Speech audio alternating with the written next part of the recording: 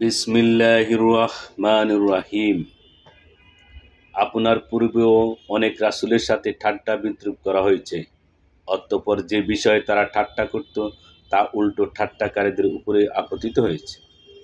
বলুন, রহমান থেকে কে তোমাদেরকে হেফাজত করবে রাত্রে ও দিনে?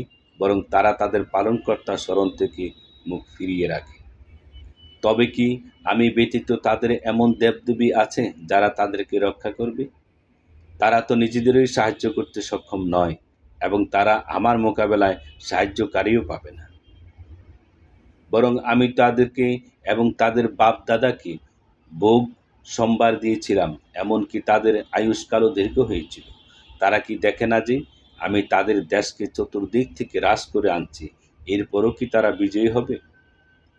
বলুন, আমি তো কেবল ওহীর মাধ্যমে তোমাদেরকে সতর্ক করি, কিন্তু বদরীদেরকে যখন সতর্ক করা হয় তখন তারা সে সতর্কবাণী শোনে না। আপনার পালনকর্তার আযাবের কিছু মাত্রও তাদেরকে স্পর্শ করলে তারা বলতে থাকবে, হায় আমাদের দুর্ভাগ্য, আমরা অবশ্যই পাপী ছিলাম।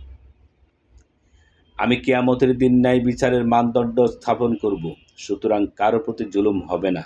যদি কোনো আমল সরিষার দানা পরিমাণ হয়, আমি তা উপস্থিত করব, এবং হিসাব গ্রহণের জন্য আমিই যথেষ্ট।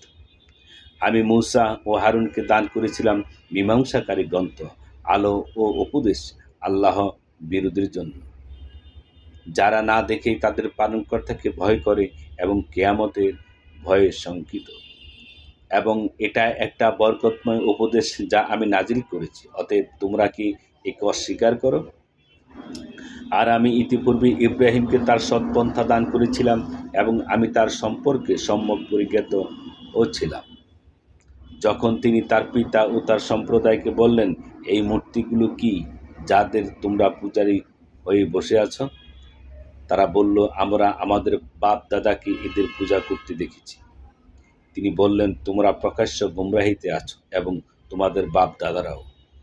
তারা বলল, তুমি কি আমাদের কাছে সত্য সহ আগমন করেছ, না তুমি কৌতুক করছো?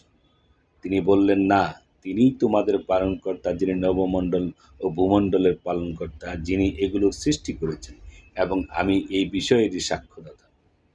আল্লাহ কসম, যখন তোমরা পৃষ্ঠ প্রদর্শন করে চলে যাবে, তখন আমি তোমাদের মূর্তিগুলোর ব্যাপারে একটা ব্যবস্থা অবলম্বন করব।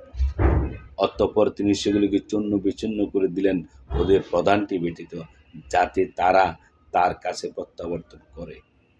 তারা বলল, আমাদের উপাস্যদের সাথে এরূপ ব্যবহার কে করল?